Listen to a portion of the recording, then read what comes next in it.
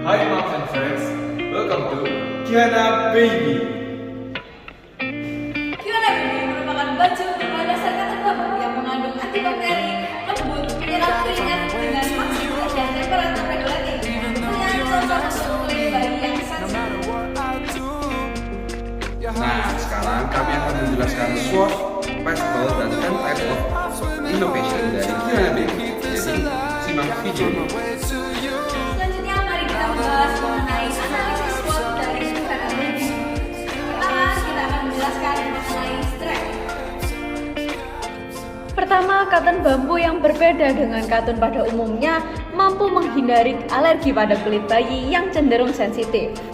Lalu juga karena berbahan dasar katun bambu, jadi baju Kiana Baby ini sendiri lebih lembut dan juga elastis. Harga yang kompetitif dan mengandung antibakteria karena mengandung pendiquinon yang tentunya aman dan justru baik untuk bayi. Lalu mampu menyesuaikan suhu tubuh bayi agar tetap stabil atau biasa disebut dengan temperatur regulating karena kandungan dari serat bambu yang alami ini mampu menstabilkan suhu tubuh pada bayi sendiri. Yang kemudian juga ada satu ukuran yang dapat digunakan untuk jangka usia yang panjang. Contohnya pada ukuran S Kiana Baby sendiri dapat digunakan dari bayi usia 0 hingga 6 bulan. Berbeda dengan pada umumnya yang biasanya hanya per 3 bulan lalu ganti size. Dan yang terakhir juga ada kami memiliki relasi dengan toko retail yang berada di Bangil, Kota Pasuruan, yang merupakan toko baby shop yang tergolong cukup lengkap dan juga besar di daerah tersebut. Selanjutnya mari kita membahas mengenai bisnis dari seperti yang telah diketahui bahwa target market kita yaitu menengah ke atas. Oleh karena itu, yang menjadi kelemahan dari Kiana Baby sendiri yaitu segmen pasar yang sempit. Lalu, kain kaos yang tipis dari katun bambu ini sendiri karena alami sehingga membuat baju ini tidak dapat di mesin cuci. Yang ketiga, adanya pilihan warna yang tidak sebanyak kain katun yang pada umumnya. Hanya beberapa warna tertentu saja yang dapat dan tersedia pada katun bambu. Lalu, baju tidak dapat disablon karena dapat menimbulkan kerusakan atau robek pada baju tersebut. Yang kelima, sulitnya mengedukasi masyarakat yang tentunya kurang aware terhadap kulit sensitif bayi. Jadi perlu adanya kita membranding lagi dan memarketingkan dari Kiana Baby sendiri agar orang tua maupun masyarakat sekitar lebih aware terhadap kulit bayi yang sensitif atau bahkan gatal-gatal. Lalu adanya supplier yang cukup sulit ditemukan, desain baju yang sulit divariasikan, dan juga skala produksi yang lebih sedikit dibandingkan pabrik. Karena seperti yang diketahui bahwa kita memang home industry. Dari hasil analisis dari Kiana Baby sendiri, kita memiliki opportunities sebagai berikut. Yang pertama, pasar yang tumbuh pesat di kalangan orang tua muda. Yang kedua, adanya produk yang berbeda membuat rasa ingin tahu masyarakat ini meningkat. Seperti yang diketahui bahwa tren sangat mempengaruhi tingkat konsumsi dari masyarakat. Lalu peningkatan permintaan produk berkualitas bagi orang tua yang aware dengan buah hatinya menjadi peluang bagi Kiana Baby ini. Tingginya tingkat kelahiran membuat peluang daya beli masyarakat juga semakin tinggi tentunya kan. Yang kelima, ada semakin banyak masyarakat yang sadar akan kesehatan atau aware terhadap kulit bayi yang cenderung sensitif. Yang keenam, adanya sistem online untuk menjangkau pelanggan baru. Serta produk merupakan kategori yang mampu memasuki industri retail dan juga grosir. Setelah kita mengetahui analisis dari opportunities, lalu ada weakness, lalu juga ada strength, tentunya kita juga memiliki threats yaitu ancaman, yaitu dari Kiana Baby sebagai persaingan dari produk baju bayi lainnya yang sangat ketat dan juga sangat kompetitif. Lalu adanya perubahan tren model yang seringkali berubah-ubah mengikuti zaman. Model baju bayi kompetitor yang lebih bervariasi. itu juga menjadi ancaman untuk Yohana Baby. Lalu adanya kemampuan kompetitor untuk melakukan pemasaran lebih besar dan juga cepat. Dan juga ada banyak barang substitusi yang mampu menggantikan produk Yohana Baby, seperti baju-baju atau dress-dress untuk bayi-bayi, kostum-kostum bayi yang lucu lainnya, yang dimana orang lebih mementingkan bentuk fisiknya yang terlihat lucu dibanding kesehatan atau kulit bayi ini sendiri. Yang keenam, adanya kemudahan pesaing untuk mendistribusikan barang ke seluruh Indonesia. Karena banyak juga yang telah melakukan industri-industri besar yang tentunya memiliki distributor tersendiri yang mampu menyebarluaskan hingga ke seluruh Indonesia.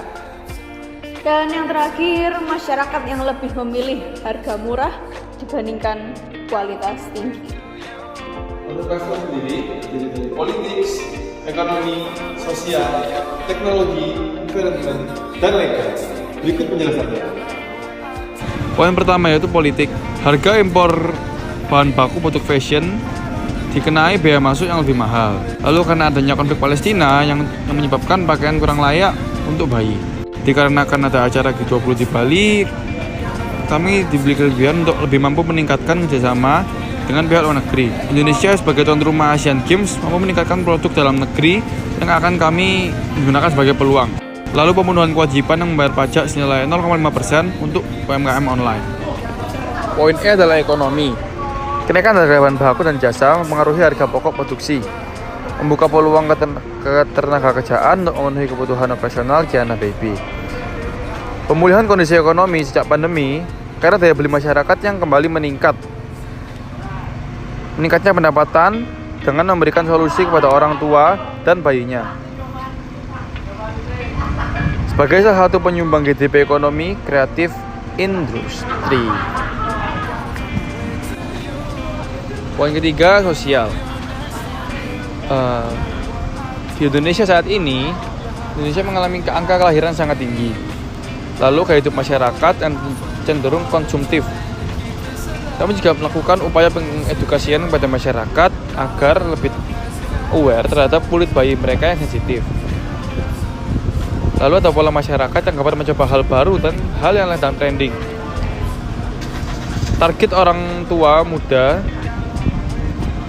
adalah usia 25-35 tahun yang peduli terhadap kulit buah hatinya. Bentuk kepedulian agar bayi terhindar dari alergi dan bakteri yang biasa diidap bayi. Teknologi. Kami menggunakan media sosial seperti Instagram, Facebook, kedepannya mungkin TikTok untuk meningkatkan awareness masyarakat. Yang kedua, digunakan sebagai pemanfaatan e-commerce sebagai wadah untuk melakukan penjualan secara online. Yang ketiga, kami menggunakan aplikasi Canva untuk memudahkan desain logo, stiker, tweets, dan konten story di Instagram. Lalu kami mencari informasi mengenai riset cotton bambu, model, tren, calon customer, dan customer melalui Google maupun website lainnya. Yang terakhir ada penggunaan pembayaran dari berbagai aplikasi untuk mempermudah transaksi dengan konsumen. Kami akan menggunakan M-Banking, ShopeePay, GoPay, dan OVO. Poin kelima adalah environment. Berdasarkan bahan cotton bambu yang terkenal dengan eco-friendly, tingkat konsumsi masyarakat selalu tinggi mengikuti tren dan perkembangan zaman yang ada. Lalu proses produksi yang digunakan tenaga kerja Indonesia. Kami berencana juga akan melatih orang-orang yang berpengangguran agar dapat mempunyai lapangan pekerjaan sebagai penjahit di bisnis kami. Lalu adanya risiko penipisnya stok kain cotton bambu. Ditambah lagi karena minimnya supplier yang ada saat ini.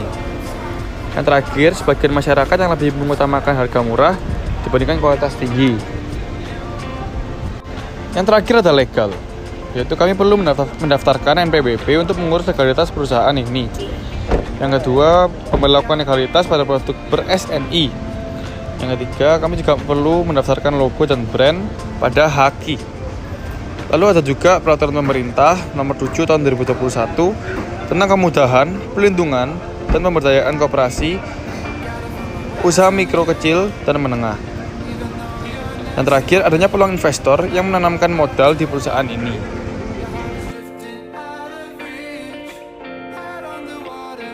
Nah, kali ini aku bakal jelasin tentang 10 types of innovation dari Kihana Baby. Jadi, simak penjelasannya. Nah, dari Kihana Baby sendiri, mulai dari profit model, kami menggunakan bundle pricing dan juga scale transaction karena kami menjualkan secara paket dan juga ingin menjual dalam jumlah yang sangat besar. Lalu, beralih ke network, kami menerapkan competition dengan perusahaan-perusahaan yang sesama memproduksi baju bayi. Lalu, secara structure, kami menggunakan insentif system yang mana insentif ini akan digunakan untuk mengembangkan bidang-bidang kami yang lainnya. Lalu untuk proses sendiri, kami menggunakan proses standardization di mana semua produk kami menggunakan standar yang sama. Secara produk performance sendiri, kami menggunakan superior produk karena menggunakan bahan-bahan yang berbeda dari cotton bambu, dan juga kami adalah fokus ke style dan juga pada produk baju bayi sehingga pasarnya lebih terfokuskan. Secara produk sistem juga kami menggunakan modular system dan juga produk bundling yang mana kami bisa menjualkan secara berpaket atau secara terpisah. Secara service sendiri kami menambahkan added value di mana kami menerima custom dari custom card untuk thank you card atau ulang tahun. Dari channel sendiri kami menerima masukan langsung dari para konsumen. Kami juga menjualkan secara direct kepada para konsumen dan kami menggunakan non-traditional channel.